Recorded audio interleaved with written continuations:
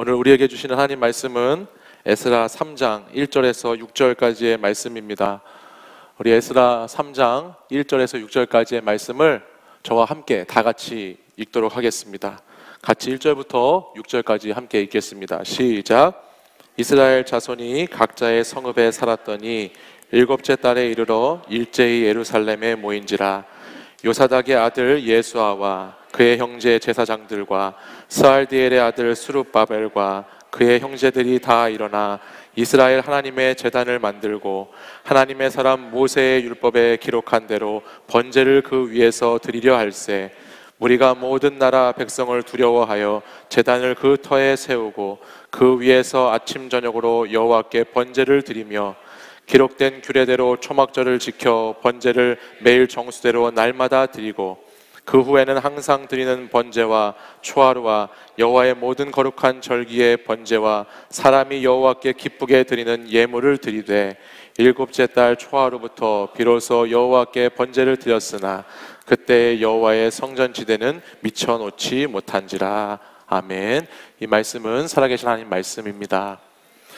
우리는 계속해서 지난주에 이어서 에스라의 말씀을 함께 나누고 있습니다. 너희는 하나님의 성전이다 라는 말씀을 따라 우리는 감동을 살고 예배를 살고 말씀을 살아갈 청년들을 기대하면서 계속해서 말씀을 나누고 있습니다. 지난주 여러분 감동의 삶을 잘 사셨는지 모르겠어요. 우리 옆에 있는 분들하고 한번 물어보실까요? 감동 많이 사셨어요? 물어보세요. 감동을 많이 사셨나고 물어보세요. 네, 그래요. 쇼핑만 하지 마시고 감동도 좀 사십시오. 네. 고기만 먹지 마시고 감동도 좀 드시기 바랍니다. 이 좋은 날 하나님이 주시는 감동이 여러분 가운데 가득했으면 좋겠습니다. 오늘은 예배를 살다라는 제목으로 하나님 말씀을 나누겠습니다. 하나님은 이스라엘 백성들을 사랑하셔서 고레스라고 하는 바사 페르시아 왕을 통해서 이스라엘 백성들을 감동시켜 주시고 그 고레스 왕이 감동됨으로 말미암아 이스라엘 백성들이 자신들의 원래 영적 고향이었던 예루살렘으로 돌아가게 하셨습니다. 하나님은 이스라엘 백성들이 다시 하나님과의 관계를 회복할 수 있도록 성전을 지을 수 있는 기회를 주셨다라는 것입니다. 오늘 본문 3장을 보면 이제 이 포로에서 귀환한 이스라엘 백성들이 예루살렘 성전을 짓기 위해서 모이고 있다는 것을 우리가 알게 됩니다. 오늘 우리가 읽은 에스라 3장 1절 말씀을 다시 한번 보실까요? 3장 1절 말씀 다시 한번 읽겠습니다. 시작. 이스라엘 자손이 각자의 성읍에 살았더니 일곱째 달에 이르러 일제히 예루살렘에 모인지라. 아멘. 그렇습니다. 하나님의 감동을 받은 사람들은 이제 그 감동받은 자로서 그 감동을 살아내기 위해서 하나님의 말씀을 따라서 모이기 시작했습니다. 이 바벨론 포로에 있던 그 지역에서 이 예루살렘까지 오는 거리는 1400km나 되는 긴 거리입니다. 4, 5개월에 걸쳐서 쉬지 않고 그들이 와야 하는 그 거리를 열심히 달려와서 이제 하나님의 성전을, 하나님의 예배를 다시 회복하려고 애쓰는 모습이 오늘 말씀에 등장합니다. 여기 1절에서 말하고 있는 일제히라는 단어가 있잖아요. 이 일제히라고 하는 말은 그 원어의 뜻을 보면 마치 한 사람인 것처럼 그들이 모였다라는 뜻이에요. 이들이 동시에 한 곳에 모였을 뿐만 아니라 이들이 그 많은 백성들이 마치 한 사람인 것처럼 지금 주님의 성전을 짓고 예배할 준비를 하고 있다라는 것이죠. 이들이 일처럼 일제히 한 사람처럼 모일 수 있었던 그 이유가 있습니다. 그것은 그들이 공통적으로 가지고 있던 무엇인가가 그들에게 있었기 때문이에요. 그게 무엇인가? 여러분 1절 말씀을 자세히 보면 처음 이스라엘 자손들은 각자의 성읍에 살았다라고 기록되어 있어요. 이들은 처음 수개월 통해서 귀향을 했죠. 수개월 통해서 귀향을 한 후에 자신들의 조상들이 살았던 터전에 각자의 터전에 머물게 됩니다.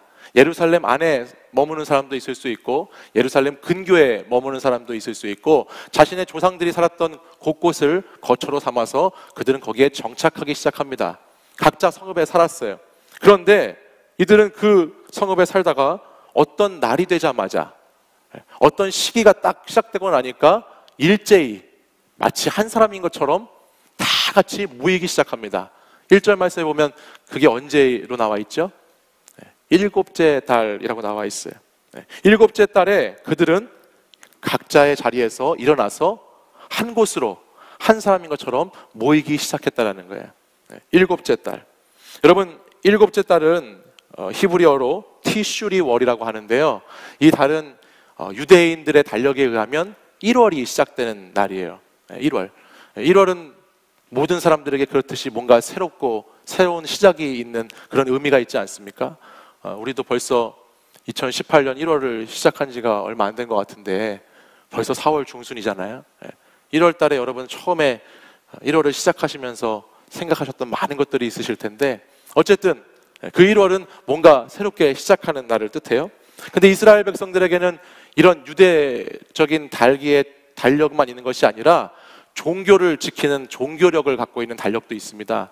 그 종교력으로 이 티슈리 월이라고 하는 이 달은 7월 달을 의미하고 있어요. 그러니까 일곱째 달, 이 날은 종교력으로 7월을 말하는데 7월 달은 이스라엘 백성들에게 뭐가 중요하냐? 이스라엘의 3대 절기 중에 하나였던 초막절이라는 절기가 있기 때문에 굉장히 중요합니다. 레위기 우리 23장 말씀을 같이 한번 보실까요? 제가 초막절에 대해서 소개해 드리겠습니다. 레위기 23장 34절 말씀을 같이 한번 읽어보겠습니다. 시작. 이스라엘 자손에게 말하여 이르라. 일곱째 달 엿닷셋 날은 초막절이니 여호와를 위하여 이레 동안 지킬 것이라 말씀하지요. 7월 15일은 초막절이기 때문에 이스라엘 백성들이 지키는 초막절이라고 하는 절기이기 때문에 잘 지켜라 라고 말합니다. 왜 지켜야 되느냐? 43절 뒤에 넘어가 보면 왜 지키는지 나와 있어요. 같이 읽어보겠습니다. 이는 시작. 이는 내가 이스라엘 자손을 애굽 땅에서 인도하여 내던 때에 초막에 거주하게 한 줄을 너희 대대로 알게 함이니라. 나는 너희의 하나님 여호와이니라. 아멘. 그렇죠? 왜 이 초막절을 지키라고 하셨죠? 이스라엘 백성들을 애굽에서 인도하여 내던 그 때에 그들이 초막을 짓고 살게 했는데 그것을 대대로 기억하고 그것을 잊어버리지 말라고 하나님이 이 절기를 지키게 하셨다는 거예요. 이스라엘 백성들은 광야를 떠돌면서 초막을 짓고 살았던 때가 있었다는 겁니다. 애굽을 벗어나서 자유를 얻기 위해서 광야를 통과해야 했는데 그 광야에서 이스라엘 백성들이 하나님의 은혜를 기억하고 하나님의 은혜를 기념하기 위해서 이 절기를 허락하셨다는 거예요. 특별히 초막절은 유대인의 절기인 유월절 그리고 무교절, 77절, 초막절 이 절기를 통해서 가장 마지막에 있는 절기입니다. 가장 마지막 수확 시기에 있던 절기예요. 그래서 그들이 모든 농사의 작물들을 수확하고 나면 하나님께 이것을 다 수확한 것에 너무너무 감사하고 기뻐서 그것을 하나님께 제물로 올려드리면서 하나님이 옛날에 애굽에서 우리가 초막을 짓고 통과하며 광야를 지나왔을 때 하나님이 우리를 그렇게 인도해 주셨었지. 하나님이 그렇게 출애굽을 시켜주셔서 오늘 우리가 여기서 이렇게 농사도 짓고 과일도 심고 열매도 거둬서 이렇게 풍성하게 먹고 살게 해주셨다는 것을 감사하면서 축제를 벌이는 절기가 초막절이라는 거예요. 그러니까 오늘 어떤 면으로 보면 지금 이스라엘 백성들이 바벨론의 포로에서 해방되어서 거기서 벗어나고 있잖아요. 마치 그들이 오랜 시간 70년이라는 시간 동안 바벨론의 그 포로로 잡혀 있다가 해방돼서 풀려나는 것처럼 자신의 조상들이 애굽에서 그렇게 노예로 잡혀 있다가 풀려났던 그 절기, 그 동일한 이 시기에 이 백성들이 이 뜻깊은 날을 어떻게 감동과 감사로 지내지 않을 수 있겠냐라는 말씀이죠. 이들의 영적인 고향인 예루살렘으로 돌아와서 이제 과거에 자신의 조상들이 출애굽했던 것을 기념하는 그 절기를 지켰던 것처럼 오늘 이 후손들도 바벨론 포로에서 풀려나서 나도 자유함을 얻었다는 것에 감사하고 그 은혜에 감격해서 이 절기를 지키게 된다는 거예요. 그래서 일곱째 달이 되니까 이들이 마치 한 사람처럼 이렇게 모이기 시작했다는 것입니다. 그렇습니다. 어떤 의미로 보면 우리도 이와 비슷한 이유를 가지고 이곳에 모여있는 사람들입니다. 왜냐하면 여러분도 다 저마다 한 주 동안 여러분 각자의 성읍에 사셨을 거 아니에요? 한 주간 동안 여러분 성읍에 살고 여러분의 저마다의 일상과 하루를 사셨잖아요. 그리고 나서 그 한 주간이 지나면서 그 한 주간의 삶이 성공했던 삶이든 아니면 실패했던 삶이든 간에 우리는 한 주간을 살고 다 같이 이곳에 지금 모여 있죠. 여러분, 왜 모여 있습니까? 하나님의 은혜를 기억하기 때문에 모여 있어요. 그리고 그 하나님의 은혜가 다시 우리에게 다음 한 주를 살기에 너무나 필요하기 때문에 우리는 모여 있는 거예요. 하나님의 은혜가 너무나 내게 필요하기 때문에, 하나님의 은혜가 아니면 살아갈 수가 없고, 하나님의 은혜가 아니면 내가 버티고 견디기가 너무나 힘들기 때문에 그 은혜를 과거에 받았던 사람들은 그 은혜를 기억함으로 오늘 이 자리에 다시 모여 있고, 오늘 그 하나님의 은혜가 나에게 너무 필요한 사람들은 그 은혜를 사모하는 마음으로 오늘 이 자리에 다시 모여 있게 됐다라는 것입니다. 하나님은 우리에게 은혜를 오늘도 주시고자 우리 여러분들을 부르신 줄 믿습니다. 하나님의 은혜를 기억하고 기념하며 살으라고 오늘도 저와 여러분을 이곳에 부르신 줄 믿어요. 아마 여러분 신앙생활 하시는 가운데 여러분들 이런 기억들이 있으실 거예요. 언젠가 내가 드렸던 그 예배를 생각하면은 그때 정말 너무도 감격스럽고 하나님의 임재로 충만했던 그런 예배가 있었던 기억이 아마 있는 분들이 계실 거예요. 또 한편으로는 언젠가 여러분이 드렸던 그 기도의 시간, 너무나 절박하고 너무나 간절해서 하나님께 나와 부르짖으면서 기도했던 그 기도의 시간도 기억나시는 순간이 아마 있을 겁니다. 또 언젠가는 이것뿐만 아니라 여러분에게 찬양의 기억도 있으실 수 있어요. 이 찬양을 들으면, 이 찬송가가 어디선가 흘러나오면 그때 참 하나님의 은혜 안에서 충만했던 때가 있었는데, 이 찬양이 내 귀에 들려올 때 나도 모르게 눈에 눈물이 맺히고, 나도 모르게 그 찬양 불렀을 때 너무나 하나님이 나를 사랑했다는 것을 내가 알았었는데 라는 때가 아마 있으실 거예요. 그리고 그때로 돌아가서 그 은혜의 찬송이 불러졌던 그때로 돌아가서 다시 찬양 올리고 싶다라고 하는 그런 시절이 아마 여러분의 기억 속에 있을 줄 믿습니다. 저도 그런 때가 있었어요. 너무나 깊은 절망과 한숨에 빠져 있었을 때, 참 하나님의 뜻을 헤아리기 어려울 때, 그럴 때 혼자 이렇게 집으로 가는 길에 교회에 들려서 텅 빈 예배당 안에 들어가 혼자 앉아서 기도하면서 혼자 불렀던 찬양의 곡조가 있었던 때가 있었습니다. 그 찬양이 온 마음 다해라는 찬양이었어요. 참 힘들 때 그 찬양이 제게 많은 위로를 주었고 큰 힘이 되어주었어요. 그래서 지금도 그 찬양을 듣게 되면 제 안에 뭔가 저도 모르는 이렇게 울컥하게 되는 그런 감정이 일어날 때가 있어요. 한번 불러볼까요? 주님과 함께하는 이 고요한 시간, 주님의 보좌 앞에 내 마음을 쏟네. 모든 것 아시는 주님께 감출 것 없네. 내 맘과 정성 다해 주 바라나이다. 나 염려하지 않아도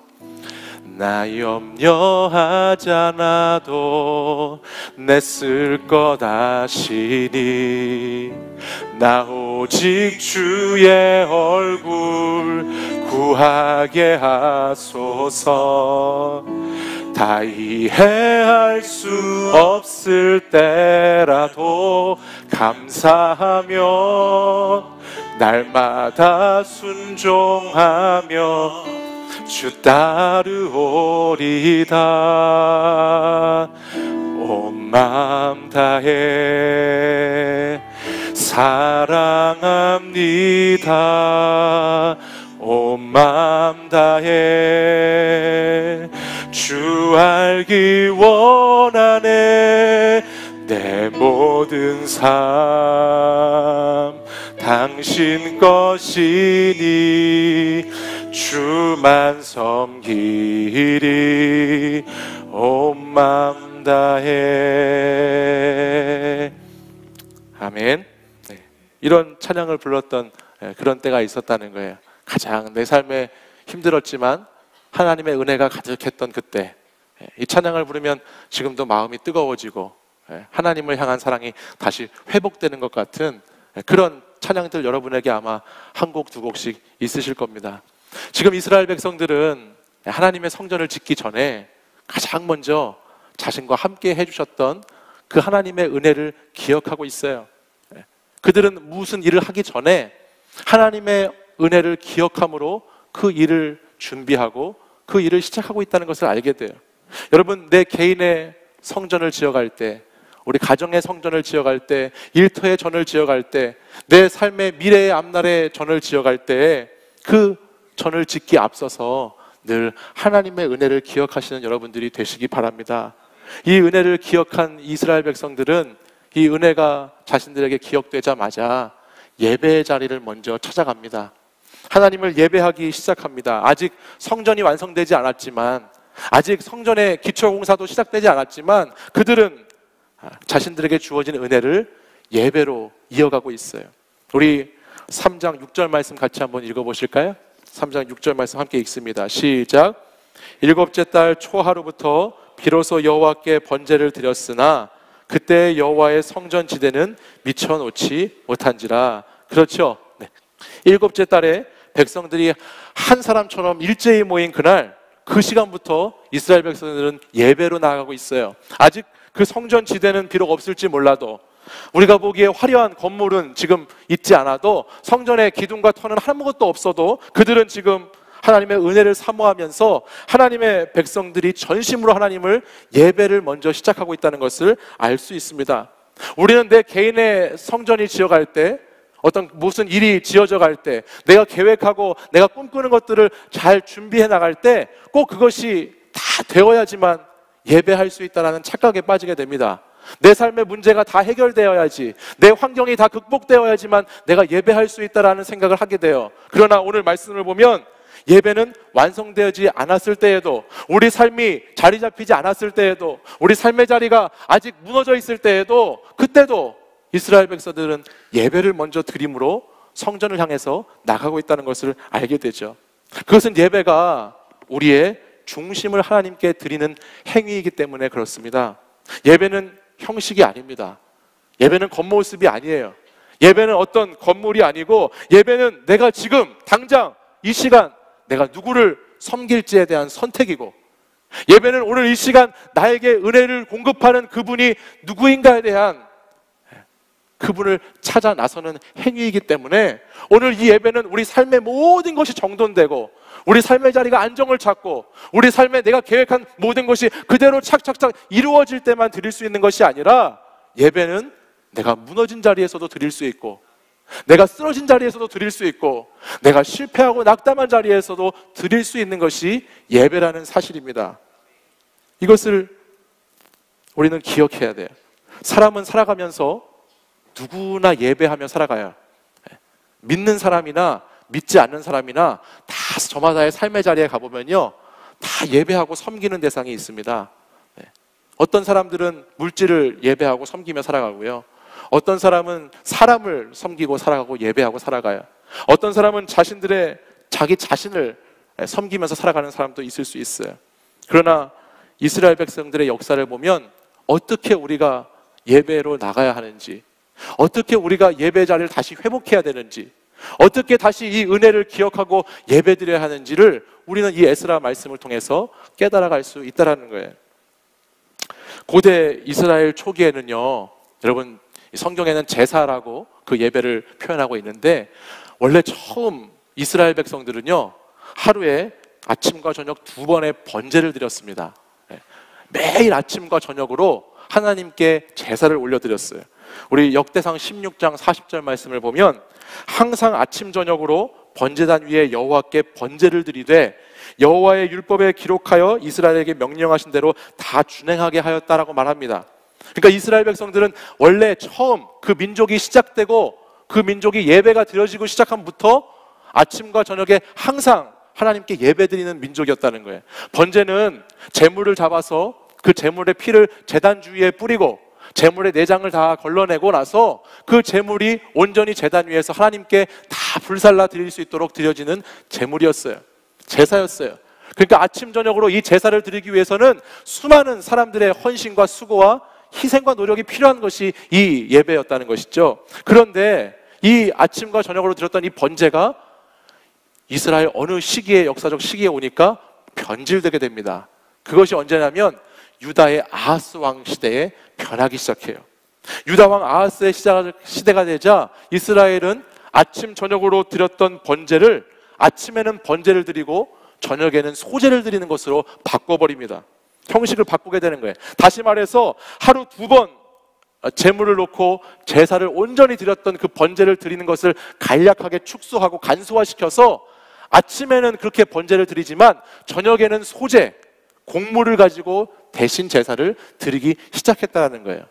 물론 예배의 형식이 달라질 수는 있어요. 근데 오늘 열왕기 하에 있는 말씀을 보면 그렇게 예배를, 제사를 드리는 이유가 잘못된 것에 있다는 것을 우리가 발견하게 돼요. 우리 열왕기하 16장 7절 8절 말씀을 같이 한번 읽어보시죠. 함께 읽겠습니다. 아하스가 아수르 왕 디글랏 빌레셀에게 사자를 보내 이르되 나는 왕의 신복이요 왕의 아들이라. 이제 아람 왕과 이스라엘 왕이 나를 치니 청하건대 올라와 그 손에서 나를 구원하소서 하고 아하스가 여호와의 성전과 왕궁 곳간에 있는 은금을 내어다가 아수르 왕에게 예물로 보냈더니. 아멘. 지금 제사가 변했어요? 왜 변했을까요? 지금 아하스 왕이 누구를 섬기고 있습니까? 아수르 왕을 섬기고 있습니다. 아하스가 아수르의 왕을 섬기고 있어요. 자신의 상황이 어려우니까, 자신이 살다가 어떤 인생의 벽에 탁 하고 부딪히니까 당장 그것을 해결해 줄 것 같은, 당시에 가장 막강한 힘과 권력을 가지고 있던 그 아수르 왕에게 가서 나는 왕의 종입니다, 나는 왕을 섬기겠습니다 라고 하면서 아수르 왕을 나의 주인같이 삼아서 지금 왕을 예배하고 있는 모습을 보여주게 되죠. 8절을 보면 심지어는 여호와의 성전과 왕궁 곳간에 있는 은금을 그 왕에게 예물로 바치고 있다는 거예요. 하나님에게 드린 것을 그 왕에게 가져가서 바치는 행위까지 하고 있다는 것입니다. 왜 그가 이렇게 벌벌 아수르 왕에게 떨면서 아수르 왕을 섬기고 있을까요? 그 말씀이 16장 18절 하반절에 보면 나와요. 우리 같이 읽어보겠습니다. 시작. 아수르 왕을 두려워하여 여호와의 성전에 옮겨 세웠더라. 아멘. 그가 이렇게 하고 있는 이유는 아수르 왕을 두려워했기 때문이다 라고 성경은 말씀하고 있어요. 사랑하는 여러분, 사실 우리 사람들은요, 자신들이 가장 두려워하는 것, 자신들이 두려움을 갖고 있는 것 있잖아요. 그것을 섬기고 예배하면서 살아갑니다. 여러분 한번 생각해 보십시오. 여러분이 물질에 대해서, 돈에 대해서 두려우세요? 여러분은 그것을 예배하고 있는지도 모릅니다. 여러분이 어떤 사람에 대해서, 인간관계에 대해서, 인정받는 것에 대해서 두려우십니까? 여러분은 그 사람의 관계를 예배하고 섬기고 있는지도 모릅니다. 여러분이 혹시 성공에 대해서, 안정에 대해서, 내 미래에 대해서 그것이 가장 두려운 것입니까? 여러분 어찌 보면 여러분은 지금 그것을 예배하는 사람으로 살고 있는지도 모른다는 거예요. 유다 왕 아하스는 하나님을 두려워하지 않고 세상 왕을 두려워했습니다. 세상 왕이 너무너무 두려워서 그 두려워하는 존재를 향해서 섬기고 예배하며 살아가고 있어요. 오늘 여러분에게는 뭐가 가장 두려우십니까? 오늘 여러분에게 가장 두려움으로 다가오는 것은 뭐가 있으세요?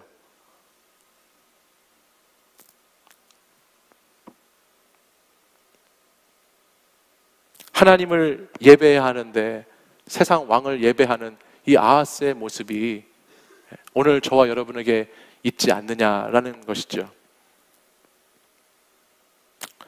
근데 여러분, 우리가 계속 에스라 말씀 지난주 이번주 보면서 알듯이 여러분 아수르 왕이 어떻게 되는 줄 아십니까? 아수르라고 하는 나라는요, 바벨론이라고 하는 나라에게 완전히 망해버립니다. 멸망당해버립니다. 여러분, 영원할 것 같았지만, 그 아수르의 이 왕이 영원히 나를 지켜줄 것 같았지만 그것은 결코 영원하지 않습니다. 바벨론이라고 하는 나라에 완전히 멸망당해버려요. 세상에 살면서 세상이 전부인 것 같지만, 세상이 나를 끝까지 책임질 것 같지만 세상은 결코 그렇지 않습니다. 여러분을 절대 끝까지 책임질 수 없습니다. 내가 가지고 있는 물질, 내가 가지고 있는 권력, 내가 가지고 있는 사람, 내가 가지고 있는 그 어떤 것이라도 그것은 영원하지 않다라는 것을 꼭 기억하십시오. 이런 것들을 두려워하지 마십시오. 영원하지 않는 것을 여러분 두려워하며 살지 마세요. 영원한 것, 우리에게 영원한 것, 하나님을 두려워하고 하나님을 예배하는 우리 청년 여러분들 되시기를 간절히 소원합니다. 이스라엘은 포로 시대가 되면서 이제 자신들이 드렸던 그 제사를 한 번만 드리게 돼요. 예전에 처음 이스라엘은 제가 아침 저녁으로 번제를 드렸다고 말씀드렸죠. 그리고 왕정 시대가 되어서 아하스 왕의 시대는 그것을 변형시켜서 아침엔 번제를 드리고 저녁에는 곡식을 드리는 소제로 그것을 간략하게 만들어버렸다고 그랬어요. 근데 이들이 이제 세상에 바벨론의 포로로 잡혀가고 나니까 이제 이들의 제사는 그냥 한 번 드리는 제사로 완전히 축소되어 버리게 되고 맙니다. 물론 제사를 많이 드려야 하나님이 기뻐하시는 것은 아니에요. 하지만 하나님을 향한 예배가 줄어들고 있다는 것은 심각한 문제가 아닐 수 없다는 것입니다. 그것에는 분명히 영적인 손실이 있다는 거예요. 삶의 회복은 예배의 회복에서부터 시작됩니다. 여러분, 우리의 문제는 항상 신앙의 문제에서부터 풀어가려고 해야 되는 거예요. 바른 예배 생활을 통해서 바른 삶의 길이 열리게 된다는 것이죠. 저는 예전에 큰 수술을 받았던 경험이 있어요. 저는 예전에 제 무릎의 인대가 끊어져서 2번이나 인대가 끊어지는 바람에 큰 수술을 한번 받았어요. 벌써 10년이 지난 이야기인데요.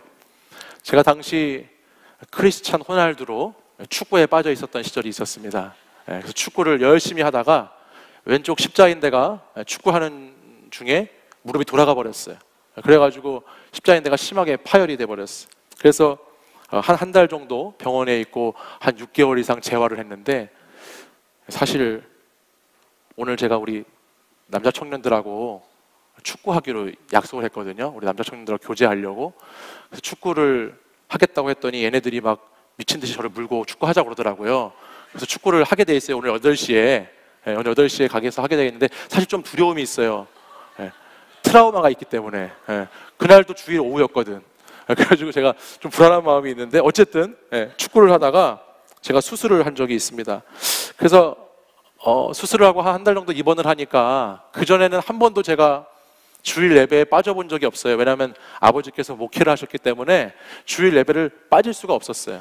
한 번도 그동안에는 공적인 예배를 빠진 적이 없는데, 제가 빠지고 싶어서 빠진 것이 아니라 공교롭게도 이제 병원에 입원을 하게 되니까 주일 예배를 빠지기 시작했죠. 처음에 한 주, 2주 이렇게 예배를 드리지 못하게 되니까 뭔가 이렇게 되게 불안하더라고요. 그리고 뭔가 이렇게 예배를 못 드린다는 것에 대한 부담도 있고 마음이 굉장히 불편한 거예요. 예배를 이 시간에 예배 드릴 시간인데 내가 좀 여기 이렇게 있어도 되나? 이런 생각이 들었어요. 근데 그 시간이 셋째 주, 넷째 주 이렇게 지나가고 나니까요, 예배를 드리지 않고 교회에 나가지 않는데 너무 좋은 거예요. 너무 편한 거야. 내가 이 시간에 예배를 안 드리고 누워 있으니까 너무 편해지는 거예요. 그래서 처음엔 좀 그랬는데 시간이 지날수록 그런 시간을 사모하게 되고, 시간이 지날수록 너무 무감각해져가지고 예배에 대한 그런 중요성을 많이 잃어버리게 되더라는 거예요. 아마 여러분들도 이런 경험 한 번씩 해보신 분도 계실 거예요. 그래서 예배를 못 드리니까 그 시간에 다른 걸 해야 되잖아요.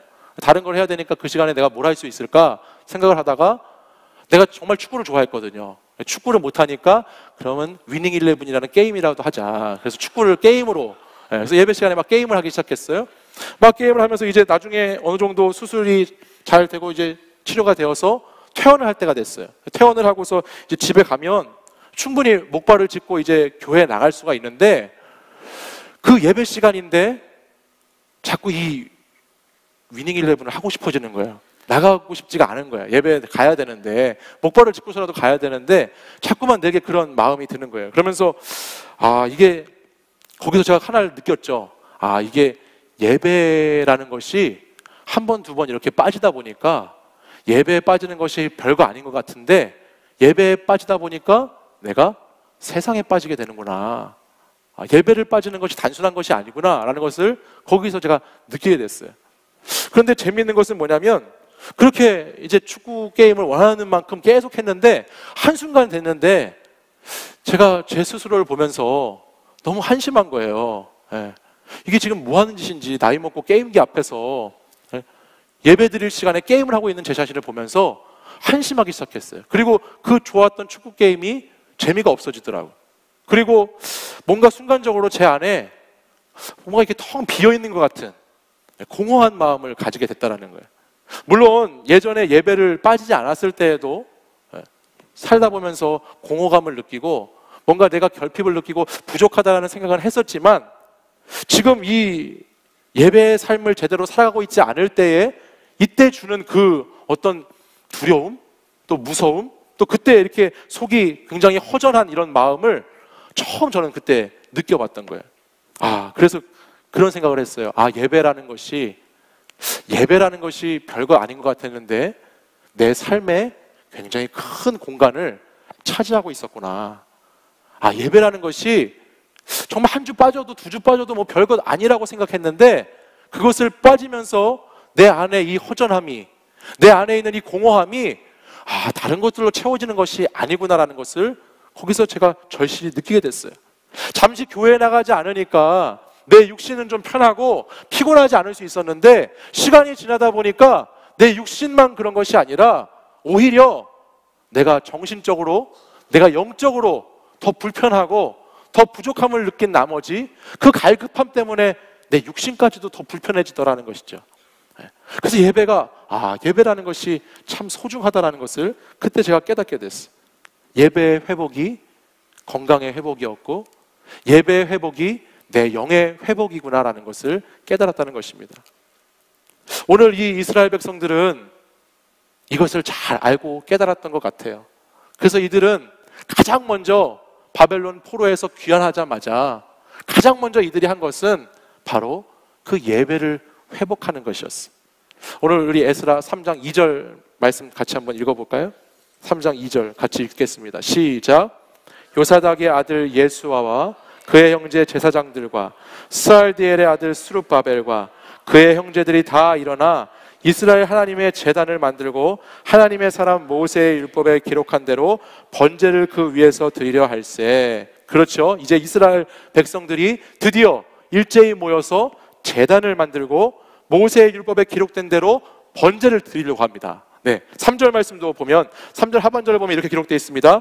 제단을 그 터에 세우고 그 위에서 언제 번제 드렸대요? 아침 저녁으로 여호와께 번제를 드렸습니다. 제가 말씀드렸잖아요. 이들은 어떻게 자신의 무너진 삶의 자리를 회복시키고 있습니까? 어떻게 무너진 성전을 재건하기에 힘쓰고 있죠? 예배를 회복하고 있어요. 근데 그 예배는 이들이 아침 저녁으로 드렸던, 예전에 이스라엘 백성들이 예전에 그 드렸던, 처음에 하나님을 향한 그 뜨거운 사랑의 마음으로 그 은혜로 충만해서 예배를 드렸던 그 아침과 저녁의 번제가 이들의 삶 가운데 회복되어지고 있다는 것을 우리는 알게 됩니다. 사랑하는 여러분, 우리는 예배를 통해서 끊임없이 하나님을 향한 우리의 의존성을, 또 하나님께서 우리를 향한 하나님의 신실성을 깊은 은혜 가운데 깨달아야 합니다. 나는 주님을 의지하지 않고서는, 내가 주님을 붙잡지 않고서는 살 수 없다라는 하나님을 향한 그 의존성, 그리고 하나님께서는 언제나 나를 향한 신실한 하나님이시다라는 하나님의 그 확실함과 신실성을 예배를 통해서 고백하고 그것을 확인하고 그것을 붙잡는 것입니다. 예배는 그런 시간이에요. 하나님께서 얼마나 나에게 필요하신 분인지, 하나님께서 얼마나 나에게 간절한 분인지, 절실한 분인지를 확인하는 시간이에요. 또한 예배는 하나님이 얼마나 신실하게 나를 사랑하고 계시는 분인지, 하나님이 얼마나 나를 아끼고 사랑하셔서 오늘도 나를 이 자리에 불러주셨는지를 다시 확증하는 시간이 예배의 시간이라는 거예요. 그래서 오늘 이 에스라 3장 말씀을 보면 이 이스라엘 백성들이 가장 먼저, 나는 하나님이 없으면 안 됩니다. 나는 하나님이 나와 함께 하시지 않으면 내가 어떤 성전도 지을 수가 없습니다. 나는 이 고백으로 하나님의 제단을 쌓고 있고, 오늘도 하나님은 나에게 은혜 주시는 하나님이십니다 라는 그 하나님의 신실하심을 붙잡고 예배를 드리고 있다는 사실이죠.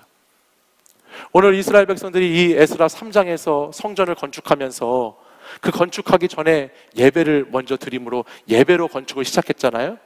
근데 오늘 이 말씀을 읽다 보면요, 그 예배로 시작된 성전 건축이 예배로 맞춰지게 되고 완성되는 것을 보게 돼요.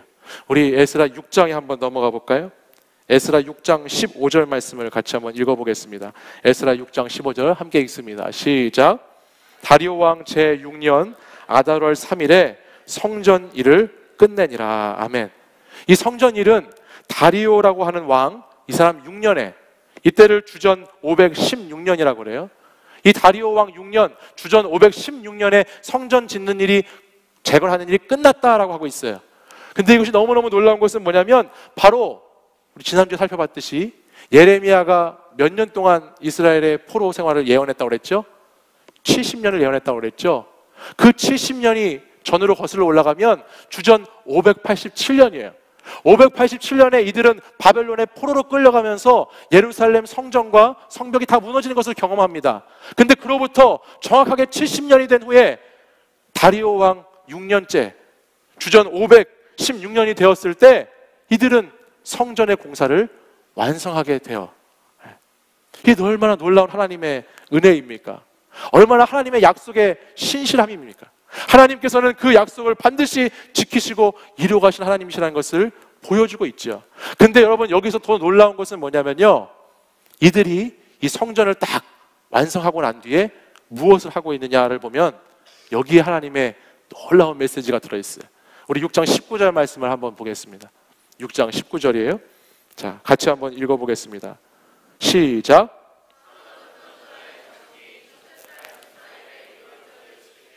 아멘. 네. 이들이 성전을 짓고 나자 첫 번째 달, 그 성전 지은 첫째 달 지나면서 무엇을 지키고 있죠? 유월절을 지키고 있습니다.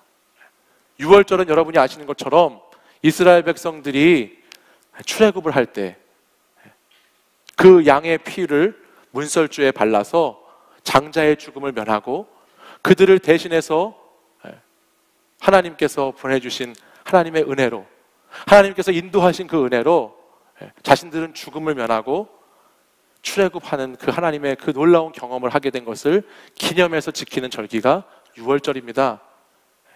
여러분, 제가 처음에 말씀드렸던 이 처음 에스라 3장에 나왔던 절기가 무슨 절기가 있었죠? 초막절이 있었어요. 레위기 말씀을 같이 읽었잖아요. 초막절은 제가 말씀드렸지만 그 초막절은 이스라엘 백성들이 수확의 시기에 그들이 수확하고 나서 이 수확에 대한 감사와 기쁨을 축제처럼 하나님께 올려드렸던 것이 초막절이에요. 근데 오늘 그 초막절 절기로 시작된 에스라 3장의 말씀이 성전 건축이 완성되어가는 이 성전이 마지막 완성되는 장면에는 무슨 절기로, 무슨 예배로 하나님께 올려지고 있느냐? 유월절로 올려지고 있다는 거예요. 그러니까 항상 하나님은, 여호와 하나님은 감사와 축복의 은혜로 우리와 함께 하시는 것으로 시작했다면 오늘 그 예배의 마침은, 항상 그 마침은 누구로 맞춰야 되느냐? 유월절 어린 양으로 오신 예수 그리스도로 그 예배가 맞춰져야 된다는 것입니다.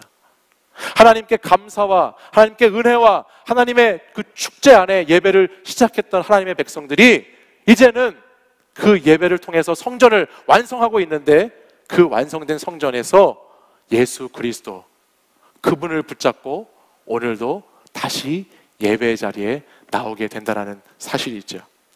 사랑하는 여러분, 우리는 이 예배를 완성하시고 우리의 성전을 완성하시고 우리를 아름답게 지어가실 예수님을 의지해서 예배하는 삶을 살아야 될 줄 믿습니다. 우리는 어린 양과 같이, 유월절 그 어린 양과 같이 자신을 희생하시면서 자신을 번제물로 드리시면서 우리를 위하여 친히 화목제물이 되어주셔서 우리로 죄 씻음 받게 하시고 우리로 다시 하나님과 화목한 길을 열어주신 그 예수님을 의지해서 예배의 자리로 나아가야 될 줄 믿습니다. 이스라엘 백성들이 그 많은 제사를 드리면서 그 많은 시간 제물로 올려드렸던 그 제물들은 사실 어떻게 보면 그들이 지고 가야 할 죄의 죄악들이었을 것입니다. 그 수많은 제물들은 그들이 지었던 죄를 상징하고 있어요.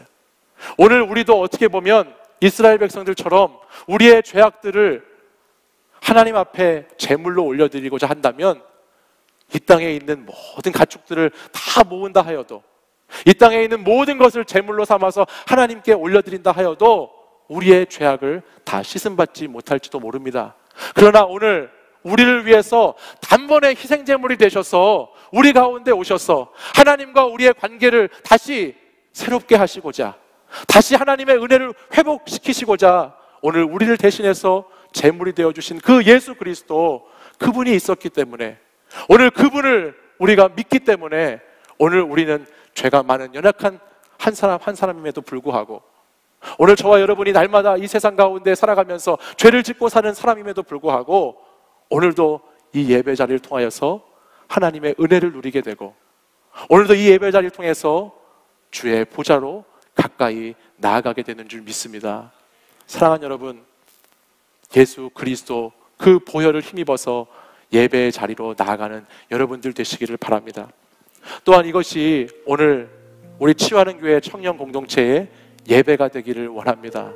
여러분, 예수님이 우리를 대신해서 십자가를 지어주셨기 때문에 오늘도 우리는 이 예배의 자리에 올 수 있습니다. 그리고 이 예배 자리에서 회복을 꿈꿀 수 있습니다. 하나님께서 보내주신 그 아들, 그 독생자 예수 그리스도의 그 희생 때문에 오늘도 저와 여러분이 다시 하나님께 예배할 수 있게 되었습니다. 여러분, 어떤 여러분의 성전을 지어가기를 원하고 계십니까? 여러분 삶에서 어떤 집을 여러분은 지어가고자 지금 그렇게 수고하고 애쓰고 있습니까? 여러분은 어떤 성전을 짓고자 하십니까? 어떤 미래를 짓고자 하십니까? 그 성전을 짓기 전에 꼭 필요한 것이 하나님을 향한 예배입니다. 그리고 그 예배는 우리가 오직 예수 그리스도를 의지할 때 드릴 수 있습니다. 나의 감정과 나의 기분과 나의 환경에 따라 드리는 예배가 아니라 우리를 위하여서 십자가 지고 돌아가신 그 예수 그리스도를 의지해서 드리는 예배가 우리 공동체 가운데 회복되어지기를 원합니다.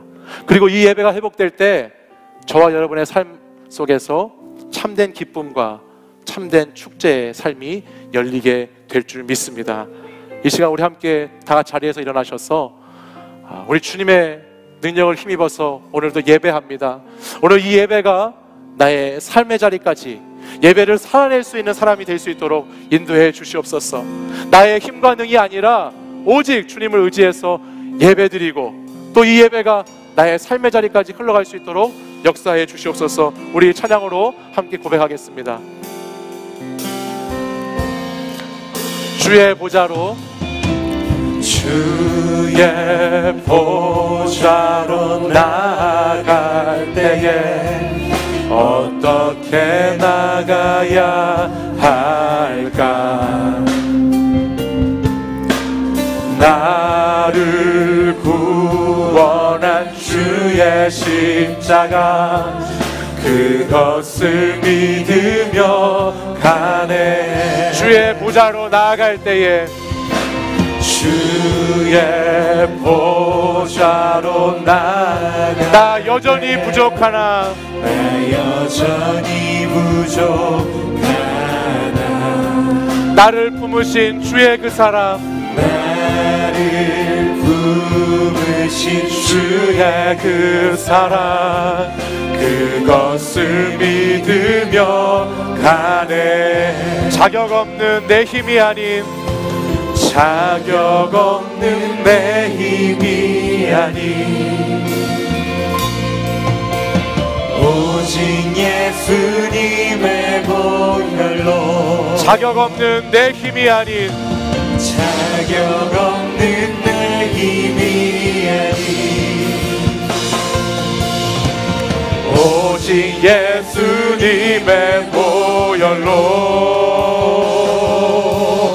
십자가의 보혈, 십자가의 보혈, 완전하신 사랑, 힘입어 나아가 니 십자가의 보혈 완전하신 사랑 힘입어 예배하 십자가의 보혈 십자가의 보혈 완전하신 사랑 힘입어 나아가리다 십자가의 보혈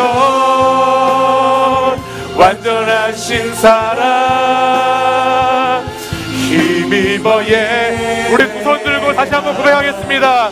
십자가의 보혈 십자가의 보혈 완전하신 사랑 힘입어 나아가리다 십자가의 보혈 완전하신 사랑 힘입어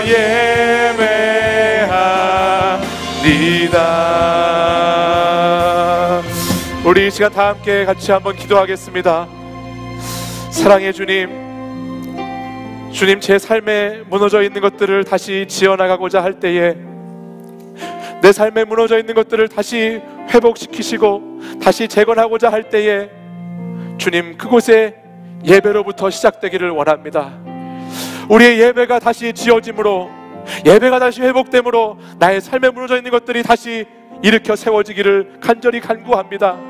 하나님 예배가 살아날 때에 내 예배가 온전히 주님께 연락되며 하나님께서 받으시는 합당한 예배가 될 때에 내가 다시 주님을 의지하고 내가 다시 주님의 그 신실함을 고백하며 하나님께 전적으로 은혜 가운데 나아갈 때에 그곳에 하나님 부어주시는 놀라운 하나님의 역사가 일어나게 될 줄 믿습니다. 주님 오늘 이 시간 예배가 무너져 있는 청년들이 있다면 나의 삶의 자리가 무너져 있는 청년들이 있다면 주님 다시 예배로 말미암아 살아나게 하여 주시옵소서. 예배로 말미암아 일어나게 하여 주시옵소서.